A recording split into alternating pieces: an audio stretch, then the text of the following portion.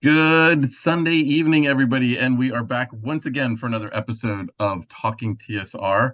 Welcome, everybody. My name is Chris. I am your co-host, and to my virtual left, as always, unless he's on the right, is Rick. Rick, say hello to everybody.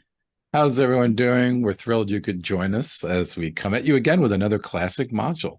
Yeah, we're gonna be talking about a good one tonight, getting into the weeds Hmm. later on. So a couple of quick announcements. We do have a couple things to say. Today was the last day of Origins in Columbus, Ohio. If you were at Origins this past weekend, hopefully you got a chance to swing by the booth and see the ziggurat and mingle with the folks. Obviously Rick or myself were not there, so Yeah. otherwise we wouldn't be coming at you live tonight from the comfort of our homes. So I want to talk about that. We have an episode this Wednesday night, the 28th yeah, that is the 28th of June at 8 p.m. Eastern Standard Time. We have another episode of What's Coming Down the 5e Pike. And I'll be hosting that. And my special guest this go around will be Alex of 20 Sides to Every Story. So Alex has been getting more and more involved on the design side at Goodman Games, and he's got a lot of cool things to talk about. And we're going to talk about some Roll20 stuff. We're going to talk about Dungeon Denizens and the backer created monsters, including premiering some artwork for those backer created monsters. So we got a lot of cool stuff. There's going to be some really interesting things that we're going to kind of go over, and we're going to give an update on Dark Tower as well, where we're at on that. We have to this for those of you keeping track at home. This is our 49th episode of Talking TSR, which is crazy. That means our next episode is episode 50. We beat D&D to the 50th anniversary, so we're excited about that. So we have special guests lined up, fingers crossed, for next show. A couple of caveats there. We have one guest confirmed, two guests are probably likely, and I'm still holding out hope that we might actually have a total of three special guests. So this should be a really awesome show. But it's nothing is official yet, so we can't say anything. And I also want to warn folks, so keep in mind, keep in tune with the blog and our website and social media. I'm not sure we're going to be running at 8 p.m. for that next show. I think actually for one of our guests to make it, it needs to be a little bit earlier in the day. So it might be an earlier Sunday afternoon. But if you watch us later on YouTube, you'll catch all the excitement. So that's our 50th episode. Then the episode after that is going to be another very special episode. We're going to Mhm. take Talking TSR on the road. It's going to be like Antiques Roadshow, but without the antiques. So, well, I guess Rick and I will be the We're antiques. the So there you antiques. go. That's right. So yeah, there we go. But our producer extraordinaire, Elena, will be at Gen Con, and both of us are going to be at Gen Con. So again, we probably will not be coming at you. We definitely will not be coming at you that Sunday night at our regular time. Yeah. It's probably going to be at some point at Gen Con, but we've always talked about how this show is like two old antiques sitting at a bar after a long day at Gen Con just talking. I can't promise that we'll actually be sitting at a bar, but we'll be somewhere in Indianapolis in the area of Gen Con, and then we'll be just discussing doing great. And we have no idea what that show is going to be about. We might Place just to be grab a bunch of, determined. yeah, maybe we're just going to grab a bunch of special guests and just Yeah. have a good old time and just talk Yeah. about the convention and everything. So That's we going to be a will, fun show. yeah, we'll update everybody on that. So that's all right. All those all of our announcements are out of the way. So let's get right to it. So as you can see over my shoulder, tonight we are going to be talking about the D&D Classic Adventure B3, Palace of the Silver Princess. Now, we are well aware this is probably, I think we'll call this the most infamous D&D classic adventure out there for a very important reason. And I'm sure most of our viewers are probably aware of the controversy involved with this, but just in case you're not, a couple of caveats. First of all, I want to say we're gonna talk about the controversy a little bit, but the focus of this show is going to be on that green version, the second and third and fourth Yeah. printings of this adventure, because that's the one I had and that's the one I'm familiar with. So we're going to talk about a little bit about the craziness that happened with this adventure, but then after that, we're just going to dive into it and we're going to talk about the adventure for itself. So I just wanted to warn folks about that ahead of time. So again. So this adventure, the very first go around, the very first printing in 1980 had an orange cover, and it had some very questionable pieces of artwork in it.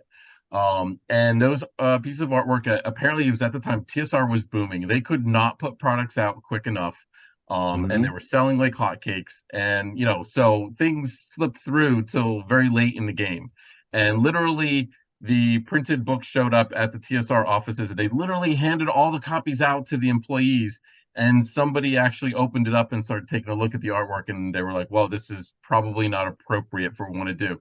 And folks got to keep in mind this comes on the heels of the steam tunnel incident Hmm. with James Dallas Egbert, which there was a famous movie on and everything, which is a whole nother episode that we're not going to really get into. Yeah. But that whole controversy happened the year before in 1979. And then unfortunately, James Dallas Egbert took his own life a year later, almost exactly a year later, which was in August of 1980. I don't know what time of the year in 1980 this B3 was slated to release, but it was in 1980 somewhere. So TSR was probably trying to walk on eggshells a little bit here and be a little bit careful, probably maybe a little bit more careful than normal. So that therefore somebody of authority ordered all of the adventures to be destroyed, actually, and buried in a landfill. And they did. They literally collected them back from the employees. They didn't get all of them, apparently, but the rumor has it that there's only about 100 of these orange copies were ever got out into the wild. Apparently, some of them did get shipped to stores or something. So that's made this a very infamous adventure, and also the most valuable adventure, kind of by far. If you go on eBay right now, you can buy a copy of the first edition, the orange cover B3, for only $20,000. So you can buy a new car, or you can buy a 32-page adventure that's, by the way, not in mint condition. Looks like it was potentially dug up out of a landfill.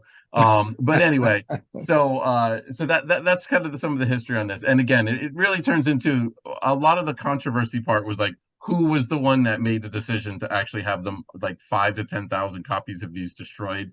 And that's where it really kind of turns into a he said, she said kind of a Yeah. deal.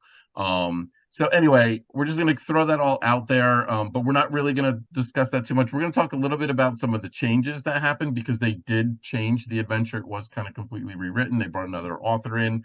We're going to talk about some of those things, but we're not really going to talk about the controversy anymore. So, Rick, do you have anything that you want to add to that part of the story? No, I think you've largely summarized it. I mean, again, it seems to be a lot of he said, she said, and I think it's worth taking an historical perspective as to when the module was released and what was going on at the time socially. I think, maybe some things that were controversial then wouldn't be as controversial now, but at the time it was released, there was a little bit of stir. I'm kind of wondering mentally what the next most valuable module would be, and I'm guessing maybe up the Hmm. garden path, but I'm Yeah, I'm there was swinging a it here. Yeah, there was a couple non-TSR ones that had there were some of those some very extremely limited tournament copies of Yeah. Lost Caverns. I believe Ghost Tower of Inverness, where these weren't really public. I think they were actually publications, but they were kind of given out to game masters, and they were Yeah. like available for sale like at the Gen Con where like Ghost Tower of Inverness was run. I think a few of those I think were limited to about 100 copies. I Mhm. think those were, even though they're not like traditionally printed books, I think those might be up there. I think Palace of the Vampire Queen, I think is another one that was by a Mm. different company. I think that one is very, and I also think Pharaoh was also printed first, I thought, by Tracy Hickman's company before it Yes. was actually Yeah. brought in. I saw, and again, I think those are some of Yeah. the rare ones, but I don't think those compare to the prices that this one is going for. But I No. could be wrong. I'm not that up on the collectible scene. Yeah, this one certainly fetches a good price. I mean, beyond that, historically, I mean, it's interesting in that at least the original version was written solely by a female author, which was the first a first for Yep. modules at that time. Jean Wells, she was also the first woman employed by TSR in their design department, and she did a great many things. She did editing, she did illustrations, some of which I think is in this book. She did layout work.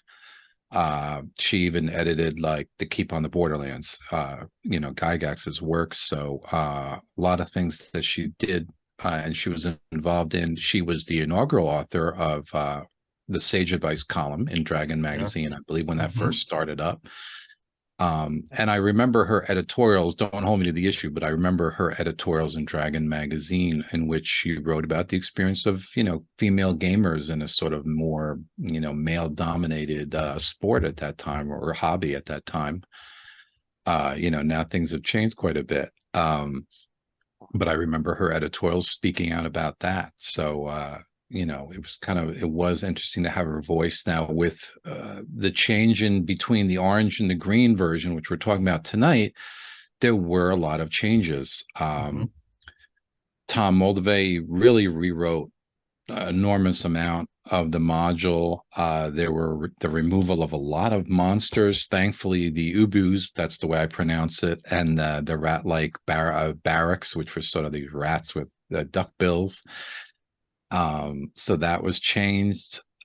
They removed the entire kind of wilderness section, and this big wilderness map was taken out of it. There were a lot of art changes that had nothing to do really with the controversial art at all, just things, I guess, to either update things to what Mulvey had added, or just illustrations they decided to edit since they had the chance. Hmm. But I think we have some pictures of those, that some cases minor changes, but just interesting for me at least, nonetheless. And what I find most fascinating is the map alterations. There was a fairly big change in maps from one edition to the other, and this whole tower section was completely removed.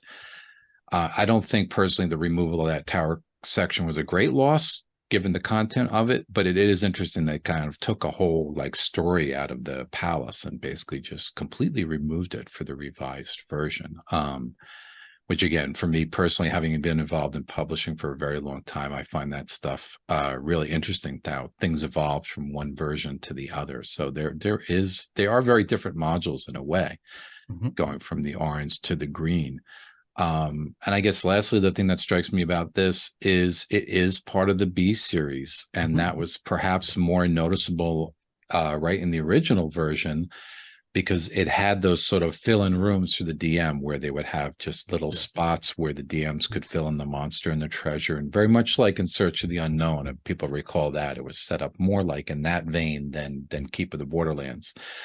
And then evidently the choice with that too was made to remove that and fill in all the rooms. I guess they felt like the DMs did not need that.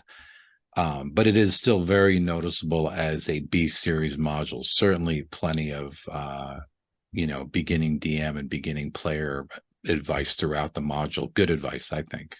Yeah, yeah. I think that's a great change, I think. To be honest with you, I've made it very clear on my thoughts on B1 in Search of the Unknown, and the how fact it's really not complete. And I Yeah. think that was their first attempts at an introductory adventure where they said, well, we're just going to leave the monster and the treasure blank and have you fill it in. I don't think that is what an introductory game master needs more. I think it needs more what this module actual brought. And I think that Hmm. understanding, and I'm guessing that was Mr. Moldvay's contribution, was actually making it an introductory adventure, filling it all out, and in actually teaching. There's a great section on how combat works. Hmm. Like literally, like there was a table. It's like you do this first, then you do this, then you do this. Like I don't even think these things were in the rule books, actually, to be honest with you. Hmm. And so I think they were invaluable in my regard. And there's also what's called the programmed adventure, which is the very first four rooms of the dungeon. They actually do like choose your own adventure style, where Hmm. you basically the game master still runs it, but the game master lays out all the options for you. Do you want to open up the door? Do you want to lift Yeah. the portcullis? Do you want to touch the red glowing stuff?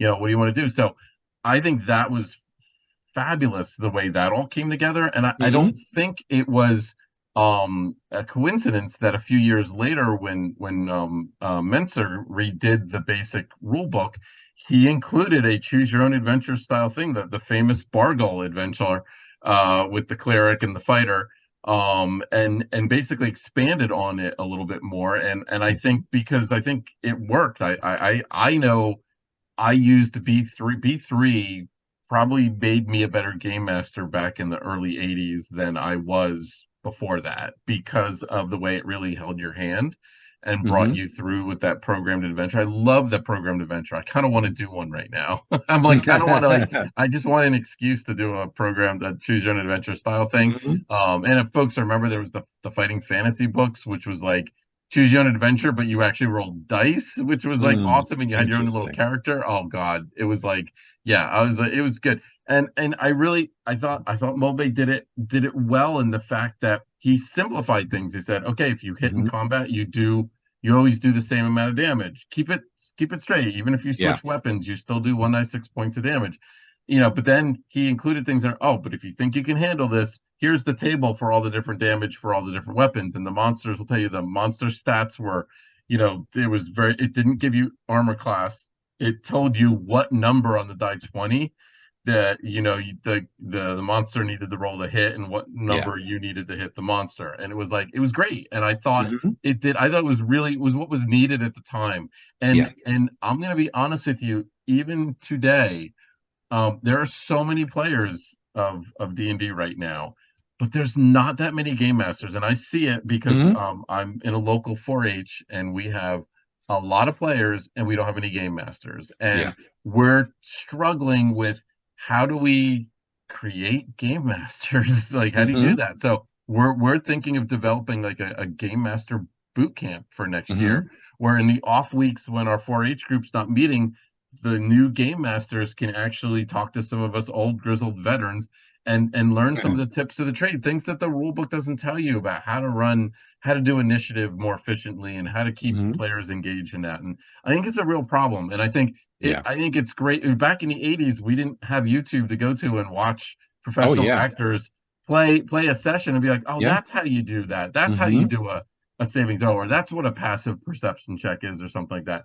It just back then we just figured it out on our own, and most of the time we did it wrong. So Yeah. having a product like this, I loved it. And again, I was telling Rick before we started today, I'm not. This might have been the first adventure that I actually game mastered in front of a Hmm. group, not like one on one where I was playing with like one of my parents or something. It was like where I was Hmm. actually running a game for my friends, and there were several of them, and I was the one behind the screen. I honestly think this might have been one, and because I have a lot of bad memories of how they took advantage of me and stuff like that. So I don't even remember the first. This was not my first module. I don't even remember running this, honestly. okay, Or if I did, it was way after I kind of started DMing.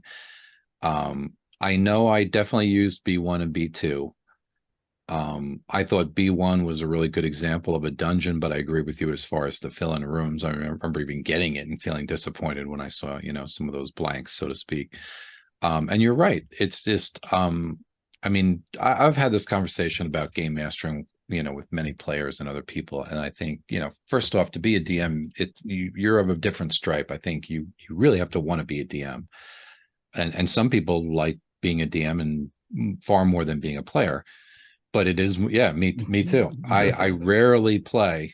You almost have to twist my arm behind my back because I just don't find as much pleasure in it. agreed. Call me a control freak. But at the same time, that being said, it's a lot of work being a DM. It's a lot of expense being a DM. And I think it's just, if you're approaching the game new, I think it's far easier to show up at the table as a brand new player than a brand new DM Oh, before. yeah, Because a new DM could really send things off the rails or make a miserable time for new players, if they don't know what they're doing. And like you said, when this came out, there weren't a lot of. I remember ads in Dragon magazine and such advertising dungeon masters, with lists of dungeon masters kind of in classified ads saying, here are the dungeon masters in your state kind of thing, because there so many of the resources we have today were not available, and you certainly couldn't go to a lot of these D&D content creators channels and just watch their techniques or watch some of these channels where they play D&D all the time. We've got so much of that now. There's quite a few channels where you can just watch other DMs in action, which I think is a fabulous way to learn. That certainly was definitely. not available back then. Yeah. I do it now. I find great interest in going to some of these more well-known channels and just watching how another DM does it. I always find it interesting. So Yeah, you're I absolutely agree. right. Yeah, I'm a self-professed control freak as well, and when I'm a player, I kind of get bored after a while because I'm like I'm not when I'm at Mhm. the game table playing a role-playing game, I'm used to having five or six people kind of shouting at me. I don't have any downtime except for those rare times when all the players decide to role play and don't need anything from the game master, and I could sit back and be like, all right, finally I get a blow here. But Shoo. yeah, but I love, but you're right. I think back in the day, especially in my RPGA days, I learned every time I played a session, I just paid attention to what the game master did, and I learned from the first time a game master didn't stay behind the screen and was walking around the table, engaging with the players and looking over at their character sheets so he could see what their AC was without asking them, or see what their their intelligence score was or something. I was fascinated by that. I was like, wait, what? And I'm like, you don't need to stay behind the screen. I'm like, I didn't know we could walk around the room. I'm like, nobody told me this. And it's like, because there isn't somebody there to tell you what you can do whatever you want to Yeah. do. And it's like, and really the best game master is a blend of all of those different styles. Yeah. And and I think that, back then when you didn't have all these tools that are available to you, you didn't even have that many other game masters in the area. It's true. And G Blaster, I agree. It's like I get frustrated when I'm a player at the table because I'm like, I would not have done it this way. I would have done it that way. Right. That's not the way Right. I do initiative. Like I just and you're right. I get frustrated at things, and I'm like, no, no. And I'm like, all right, the cleric at the end, you're losing him. He's zoning out. He's on his phone, and it's like, Yeah. you need to like get him back into the game. And it's like, so I mean, I hear you. So When it's funny, when I'm a player too, I find myself always thinking ahead as yeah, to the plot of the adventure and things like that, that frankly I shouldn't be thinking about, yeah, because you're too much into the craft. I always think of yeah, like people like Steven Spielberg. I wonder if they can enjoy movies, or when they, yeah, when Steven Spielberg goes to the movies, does he look and think about camera angles and yeah, close-ups, or can he probably. actually enjoy the movie? Because Yeah. he's so in the craft. And I think with DMs, it's like that. You're so used to, plotting and surprises and traps and all these kind of things, that when you're a player, it's so hard for me, at least, not to sort of metagame, and uh, be thinking outside of what your character would be thinking about. That I think that's a struggle for me too. It's just a heck of a lot easier to sit back and be the Yeah, control freak and be the DM and orchestrate the world and just see what happens. exactly. You I know, agree 100%, 100% with you on that. So, so overall, what did you think of the adventure in general? Give us a high level view before we jump sure. into our top five. And I'll go into this more later, but I love the notes for DMs in here. Um, all that kind of thing. I love the adventure itself. I found very uneven. There are some elements about it I like. I like the sort of gem corruption aspect of the gem altering things, and affecting everything kind of almost in a wave, and transforming things, and that I find fascinating as a narrative element. But again, the actual adventure I find uneven. I like the look of the maps, but when you get into the maps where certain rooms are placed and why they're in certain Yeah, places, yeah, doesn't make a lot of sense to me. I'm still wondering how the princess gets upstairs and downstairs, except for going through that hatch in the one room, because if there's a great stairway somewhere, I've missed it. Um, and there's just even some of the elements of the story I don't. I'm not going to claim to know this module as well as I know some others, because I never ran it. Um, but the like history presented to the players, sort of the narrative is that this stranger shows up in black armor and riding on a white dragon, and clearly this Ellis was kind of presented as a straw man for the players, like somebody they might view as a villain. And they make it clear like this stranger shows up at the castle and all this bad stuff happens. And yet when you're into the palace, there are paintings of him there, and it's clear that yes, him and the princess had a relationship because they were going to get married, so they were yep, presumably in love. Or And I would think if this fellow showed up on a regular basis flying in on his dragon, the townspeople would know. So yeah, it's kind of like, yeah. doesn't quite make sense to me, all of it. There was tapestries and mosaics that had him You on it, know, yet it was very clear that he showed up like literally like days before or yeah, whatever the when the disaster struck. So yeah, and part of that I think could be the whole attachment to the fairy world, how the fairy Hmm. world, how time goes, it goes so much quicker it goes so much slower in the fairy world. So it's like Hmm. that was kind of my rationale for it. I don't think it was a good Okay. one, but no, it came off as, now knowing about the history of the adventure, it seems pretty clear that it Yeah. was rewritten. And it was like, so I Yeah. think the backstory was kept. And then Yeah. I think the encounters were done almost kind of like the other Moldvay classic, Isle of Dread, where you had two very different feeling Hmm. adventures, where you had the island part and then you had the dungeon part, and Yep. they were clearly done by two different people, and they kind Yeah. of didn't feel like they were the same. Yeah. My overall thoughts on this was I loved the setup and the history and the backstory with the Hmm. eye. I Yeah. hated the name, the Eye of Eric. I was like, just needed a different name. But anyway, but the fact that the ruby was like actually an eye of Hmm. this interdimensional creature that was seeking a way to get into this dimension. Yeah. And I loved that. And I thought that Me was too. great. And then and the fact that it was attracting evil monsters to it, Yeah. I thought was a cool way to explain why you had, Oh hobgoblins in yeah. one room and bugbears and I thought Right. that was actually cool. I was like, all right, well that kind of gives a little bit of rhyme or reason to why you have the mishmash of creatures that you would typically have in these old adventures. Yeah. But like you said, there was just some inconsistencies with the encounters. There Yeah. wasn't great synergy between the two of them. And Hmm. and to be honest with you, it really wasn't the backstory didn't really work with the encounters. I mean, you were kind of spoon-fed how to destroy the eye Hmm. through some very ham-fisted ways.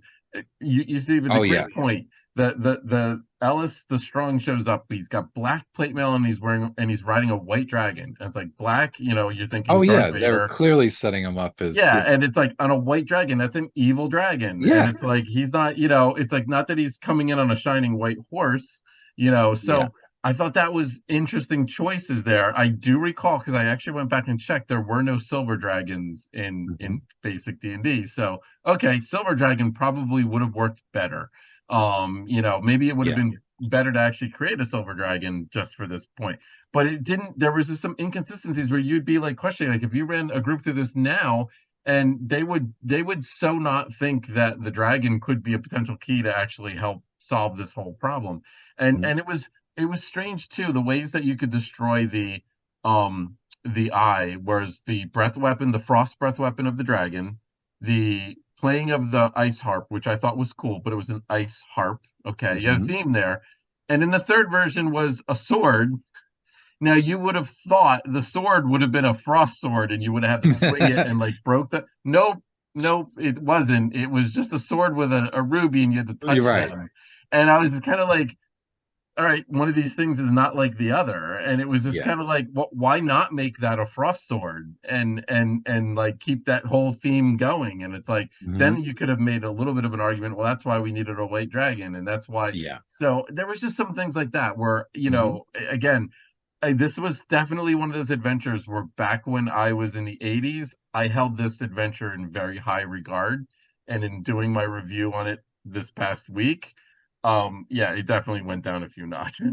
That because of those consistencies and looking at it. And oh my God, did I want a Cthulhu-esque scene of Oh of yeah. of the Eye of Eric trying to Yeah. like come through a rift or something, and nope, you don't get that at Because the all. story, like you said, we both like this the The whole setup, story. the setup, Yeah, the yeah, setup yeah, is great. There's definitely material there. And again, it's hard to divorce, I think, the way I feel about the adventure from what I know is the history of the adventure, and the fact that I'm guessing here, I'm spitballing that Mulvey probably rewrote it kind of in a hurry, and that kind of yep. thing. Because But again, it needed to get out the door. Yes. right. But one wishes that you could see what this would have looked like if it had a really solid editing pass and more time devoted to it to develop, Yeah. those concepts presented, in the background. Because I think if we did, if you strengthen the good elements of this and really, made everything a little more cohesive, like you said, Yep. make the Yep. sword and ice sorting, link all these little diverse elements together, I think you could have a new classic here. But Yeah. Yeah. clearly what we got was not that. Not certainly the worst adventure, but not the best. Yeah, and I agree. Much like I thought Q1, Queen of the Demon Web Pits, had some potential, Yep. there, but it definitely needed some more working. And Yeah. and in the modern day, like I feel like I could have taken it these days, this day, and done something really cool with that framework. And I kind of feel the Mm-hmm. same thing with this. Like, wow, I love this story so much, and the Mm-hmm. setup, this could have been really good, Yeah. and maybe given a palace that made a little bit more sense, a little bit more Mm-hmm. sensibility, dungeon ecology. Mm-hmm. I thought it was also kind of weird too that you come in on the entry level, which was kind of like underground in caves, and then you go up to like an upper Yeah. level. Like you didn't go down in the dungeon. I thought that was kind of a little bit just, and I'm sure they were just probably trying to flip the trope on its head a little bit. Yeah. So all right. So, any other thoughts? I mean, it's a 32-page adventure. Mm-hmm. Cover artwork is iconic, in my opinion. Errol Yep. Otis, very good cover artwork. You already mentioned the maps. The maps were okay, but not great. There was 26 pieces of art, most of them very small. Most of them I would say kind of rough, but there were a couple of large one-page pieces which were nice. Mm-hmm. The one with the Alice the Strong and the Dragon, I think, is an amazing piece. It's Yeah.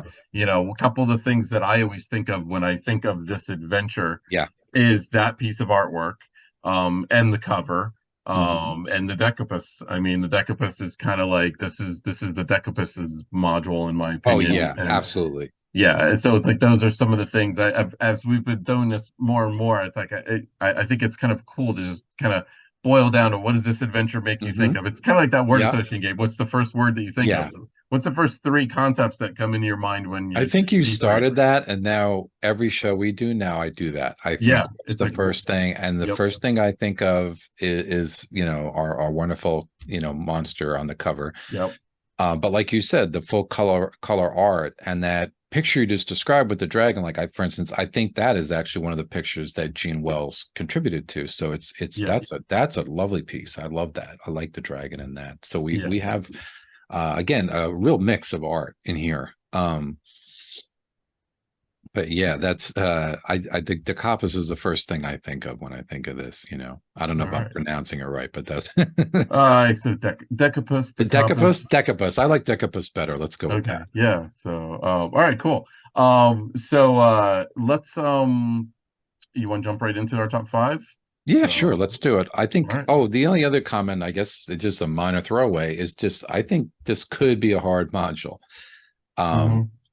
Looking through it, there are definitely some beasties in here. I'm thinking white. I'm thinking like kind of toward the end, there's a werewolf that could really be rough for levels 1 to 3. So I think this Agreed. is definitely, a module. The players are not going to just cook their way right through this one.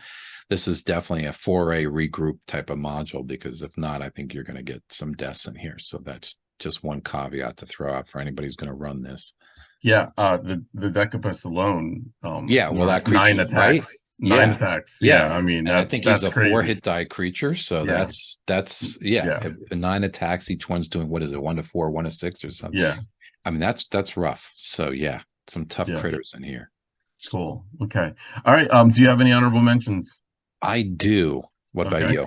I do not.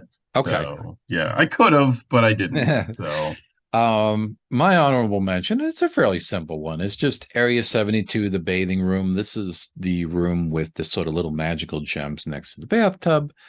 No great shakes as far as the adventure itself is concerned, but I think it's fun because it just gives the player something to experiment with, in which there are these little gems next to the tub. And if you throw the red gem in the tub, I think it fills with hot water. And if you throw the blue gem in there, the water disappears. And if you put the yellow one in, you get cold water. And that's the kind of stuff, at least all the players usually I've DM'd love experimenting around with things like that and tinkering and figuring out how things work. So I just thought that was like a fun little area to kibitz in between combats. So cool. Awesome.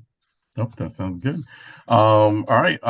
You want me to just jump on in Yeah, with why my don't you number start five? it All off? right. All right. So my number five is it's actually the pre-generated characters in the front. And here's why I really like them. That really two reasons. A, I love the table format. Lots of information in a short amount of real estate, basically.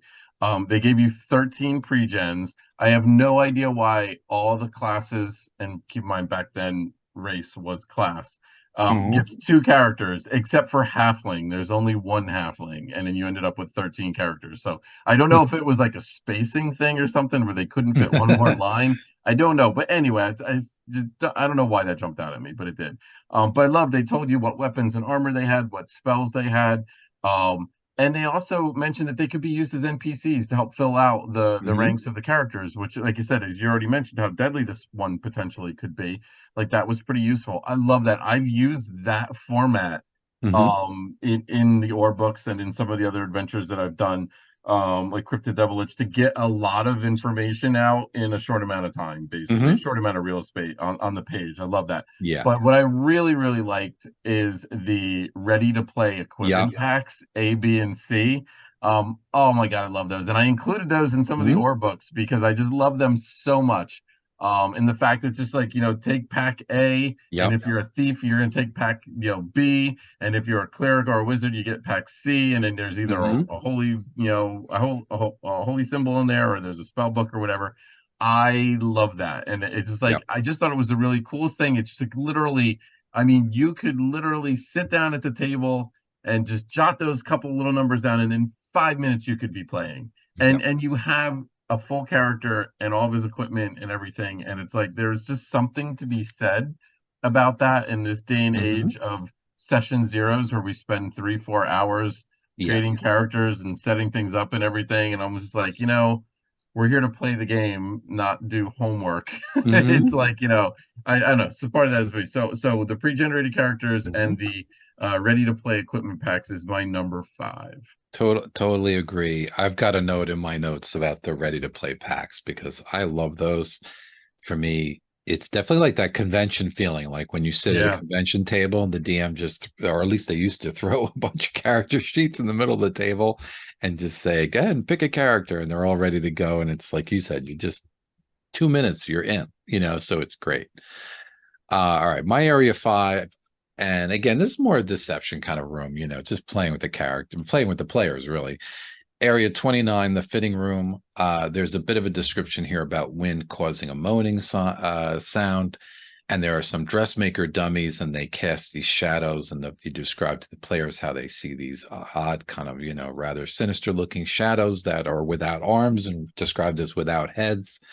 And of course, it's just innocent dressmaker dummies in this kind of sewing room, and there's nothing there harmful whatsoever. But it's just a fun little bit of deception.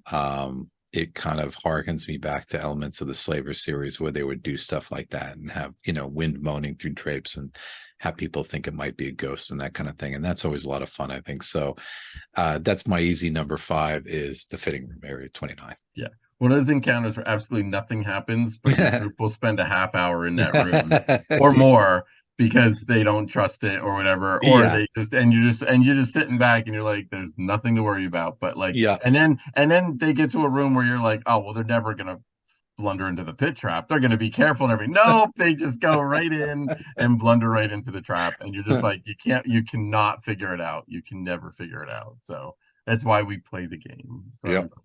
all right, my number four is Area 32, Rowena's room. So Mm. this is Rowena was a legend of Haven, and she was a minstrel. And Mm. keeping in mind that back in basic D&D there were no such thing as bards, so that was kind of cool.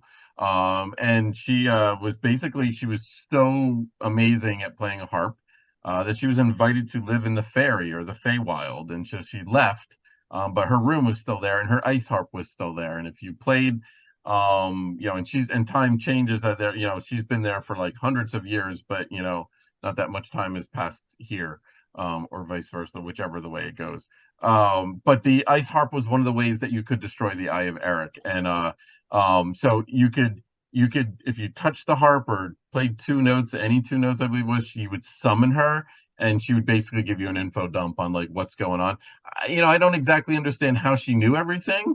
But again, I think they kind of hand waved that with her being in the ferry. I think Hmm. was kind of how she knew everything, what was going on, and how she could give the information. So I just thought it was kind of cool. And there was another neat thing where if you played a specific three notes, or she would teach you three notes to play to destroy the Iveric. But there was other things where the ice harp would play like her famous ballads or whatever, Yeah. or famous melodies. So it was kind of neat. It was neat. It was a magic item, but it was not a magic item, so it was kind of Mhm. strange. It didn't really have any other abilities outside of being able to destroy the eye. So but I kind of like the encounter. So that was my number four, Area 32, Rowena's room. Okay. Yeah, they give you a nice little amount of background in that room, which is about Certainly, her yeah. in the room, which is interesting. My number four, and we touched on this already, and this is more of a faucet, is the rule, kind of rules that are presented for the DM, and you mentioned some of them Mhm. already. There's one page in particular that lays out the whole combat sequence in a sort of, almost outline fashion, which I think is super helpful for new DMs. And then on top of that, right after that, they give you, I guess if you're feeling a little more daring, they give you an optional morale system, Yes. Yep. which could potentially make elements of this adventure a little less deadly. So the fact that they present both of those, among all the other things we've mentioned, like the ready-made characters and just a whole lot of DM advice, I love. But that particular combat sequence and the morale rules, I think are great. It's just it's a great example of something that I always found those sort of play in order, this is the way combat goes. I Hmm. used to use things like that when I first started DMing. I found, and then it got me in that rhythm of understanding where spells fell in and different things would fall into the combat order, back in the day. And I found it useful. So yeah, that's my number four. Is just really easy number four to cite that because I think it's super helpful.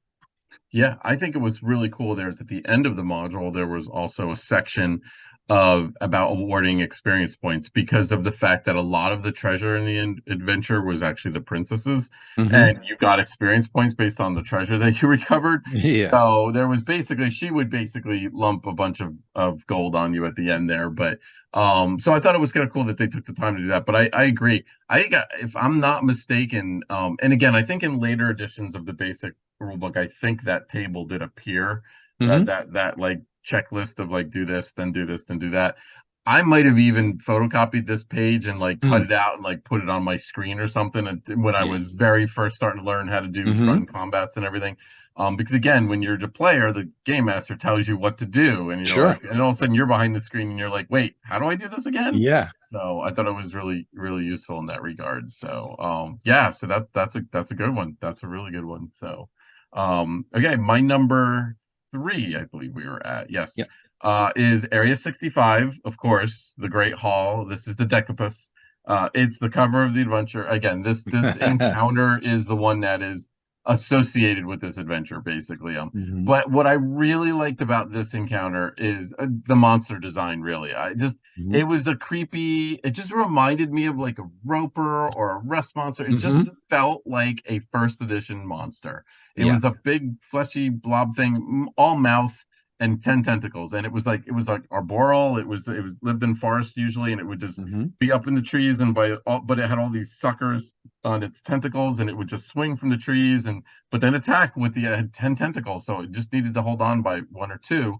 If you can Hmm. see by the picture up there, um there that he just holds on to one or two and then attacks with like eight or seven or whatever. Absolutely deadly. If I'm not mistaken, I think this might have been my first TPK. Again, I don't Mm. remember. The details are a little bit sketchy. I do remember my players not being happy with me with this encounter, Oh and I wow. think it's because it ran roughshod with them with all those attacks. Even though the attacks didn't do a whole lot of damage, the sheer number of attacks was Oh just like yeah. crazy. You're like Yeah. nine attacks, like Yeah. what? So I mean, it was just absolutely nuts. But what and the other really kind of cool part about it is there was kind of a little bit about it was strange that it was a forest creature and it was like in a room. That was kind of weird. But there were Mhm. rafters there, so Yeah. it could use the habitat. So that part was good. But there was a book. I guess the orcs nearby found there was a book in the library that had all these details on how to destroy the Eye of Eric. So they grabbed that book, and since it wasn't guarded in the library, they brought it here and put it in this room so it was guarded by the Decubus. And I thought that was kind of cool, actually. And that book actually told you all the different methods of how you could destroy the ruby. So Hmm. so that was my number three, area number 65, the Great Hall. Nice. Um, my number three is Area 56. This is the magic user's bedroom. Yeah. Um, it's there's a kind of cruel little setup in which the characters potentially a room or two earlier can run into a statue of the palace magic user, and then they come into this bedroom and they see a fellow sitting there who's dressed in the magical robes with the symbols and such, and it's just pretty good chances they would assume this is the palace magic user, perhaps try to solicit his aid, have him join them, etc. And of course, he turns out to be a doppelganger. And then, he will slowly, as doppelgangers do, go to pick off members of the party, very first edition, style. And if there's another nearby room with some thieves you can run into that could potentially join the party, and they even mentioned that if those thieves are in the Yes. party, the doppelganger might target them instead. Yeah. So I love it. I mean, doppelgangers are totally hard to run, but I've always liked them. I have run them occasionally. Again, I think they're challenging to run right, but I think they could be very sinister and very fun, if you can kind of get a grip as a DM on how to work them. And so yeah, that's my number three is the Magic User's bedroom. All right, awesome. I have to admit, if I had an honorable mention, it was probably this room. So Hmm. I think I was between this room and, going back and forth, and I was just like, wow, you know what? I just felt like the pre-gens were a Hmm. little bit better. So I like that. So all right, my number two. So this is gonna be kind of this is probably a little on the strange side, probably. It's a facet. It's definitely not an encounter. So this is actually part five, the glossary and the cast of characters. So Mm. the glossary was something that Gygax was very fond of. He Hmm. would do that often, where he would put things like niche and or niche, and all these words that you didn't necessarily know, dias, all these things where you're like, wait, what does that word mean? And then you make you go look it up. But yeah, actually, I would include it. So there was a nice little glossary in here. But what I really liked was after the glossary was the cast of characters. Hmm. And I felt that was very important for this adventure because there Oh yeah. was quite a bit of backstory, and they did throw a bunch of names in, but not only Yep. was it NPC names in here and the players of the story, but there were places they talked about, and there were some things that they talked about. Hmm. And I really like that. And when I was converting Dark Tower had 89 named NPCs. Mm. I came to the conclusion, even though I dreaded the task of actually doing it, but I put together a table of a summary, Hmm. basically, of all of the NPCs in Dark Yeah. Tower. And I think I was inspired mostly by this. And I would put just a little blurb, and where they were encountered. And I think moving forward, I like this actually, and I think I want to Hmm. kind of do this, in my design moving forward, because I think it's a very useful tool for the game Hmm. master to have. What's it called? A dramata personae, personae, Yeah. Yeah. personae, personae, Personae is the way personae. I've Yeah, always said I don't know. It's Latin, so I can't speak it. Latin. But anyway, there's an official name for it. But it's basically a summary of the players of a play, essentially, or the Yeah. players of Yep. a drama. But I just find it extremely useful that you can have it boil it down into a Hmm. table. I have to admit, the Dark Tower one that I did is not very practical because it's like 3 pages long. But to have a short little table of here's all, and it should probably be in the front of the book, not the back of the book, in my opinion. Just really helps you wrap around the story, the names, especially when you're picking this up and like running it on the go or Hmm. something, and you just need that little quick little. Just need to read this over and just remember what all the names of everybody are and everything. So I Hmm. really, really like that part of it. So that's why I made that my number two. So the glossary and the cast That's of a good characters. one. I didn't think about that because they can be really useful. Yeah. Especially like you said, in this case when we've got Ellis and Rowena and all these different names flying around. I read a lot of Preston and Childs fiction books, and there's one I'm reading at work, but because I've left the book at work and I only get to it when I get these infrequent full lunches, I maybe read the book every other week, a couple pages it seems, and I keep putting it down. And in the book, there's a whole party of people that are going on this expedition, and I'm constantly paging back in Hmm. this book to remember who is this person again, because you're thrown like a dozen characters with all different names and backgrounds, and I can't remember what their names are because I'm only getting to read the bits of the book like almost weeks apart. And I wish I had a glossary for that. So yeah, I totally agree. That's a good one. All right. Number two, for me is Area 27. That is the trapped passage. And I think we have an illustration for this with the little torch catch. This is a great little trap that could really scare the heck out of the players.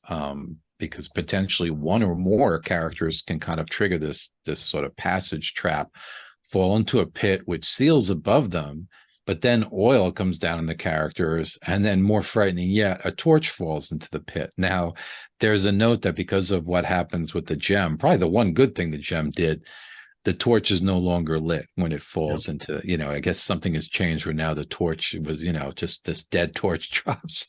But I could see the players' faces when the DM tells them that they see a torch dropping toward them, because I certainly would do it that way as a Oh DM. yeah. So yeah, just a sinister little trap that just falls short of being, lethal, thankfully, or really lethal, I should say. Um, but right up the kind of alley of stuff I love to torture my players with. So easy number two. We'll see. We haven't had any crossovers yet, so let's see what We happens. But haven't. I'd be surprised if we don't. yeah, But yeah, uh, so we'll see. but It could be a we'll see. first. It could be There a might be a first on Talk first to tonight, TSR folks. Stay after tuned. 49 Yeah, I episodes. We know. finally, Get your yeah. record buttons ready. Yes, yes. So there'll be a special prize. No, there won't. Okay. My number one. Well, I'm beginning to think we might not have a No, I crossover. know. I don't think we're gonna. So my number one's another faucet, actually. So it is Okay. not an encounter. So Mm. this is the programmed beginning. I love the program beginning, the choose your own adventure thing. The between this one and the one that's in the basic set with Bargle that Menser did. They're just fast. Like I said, I was really into choose your own adventures at that time Hmm. because it was obviously you didn't need a whole group to play. I just thought it was a great way to really to hold the hand of the game master and the players really, and show them this is how a session goes or should go. And it's like, we're going to tell you all the options you have, and you can't stray from those options. But a dungeon, that's not that hard to do. But then after you get through those, and it's only 4 rooms, even though it takes up a couple pages, it's only rooms 1 through 4, and one room is a secret room. You might not even find it. Hmm. It's all about just getting into the palace is Yeah. is the whole thing. And it was like I thought it was just brilliantly designed. They made sure there was a combat, at least one combat, so that you could work your way through combat. And it was just amazing for a game master. For me, I mean, I remember just reading and rereading this section over and going through that program thing on my own and really learning how to be a game master based off of that so much better than B1 or B2 did. And like I said, even the rules, I think when the Mensa rules came around in 83, I think it was, or 84, I think they really made it more user friendly. They really held your hand more. And it was like, if but otherwise, previously to this, if you played D&D, they just assumed you knew. They assumed you had a wargaming background, and they Hmm. assumed you knew certain things, and they didn't have to tell you all this kind of stuff and everything. And back in the day, I needed to be told. I didn't know anything about what this was, and I was so Mm. young and everything. And it was fascinating. It's why so many people played so many different ways in that. So, Hmm.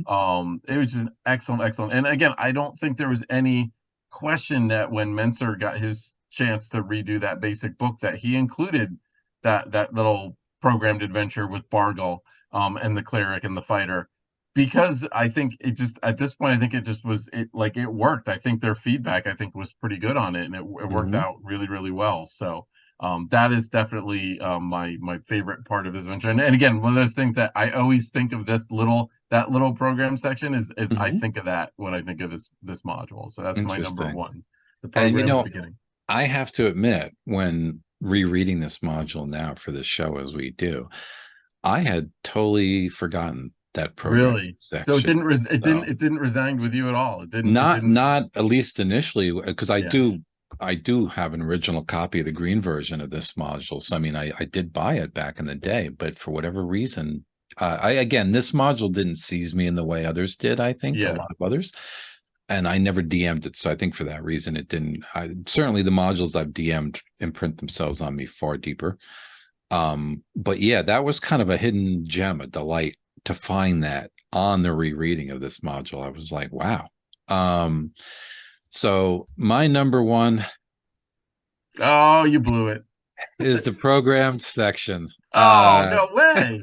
No way. After you set that up, you totally set that up that you were like, oh man, you totally deceived.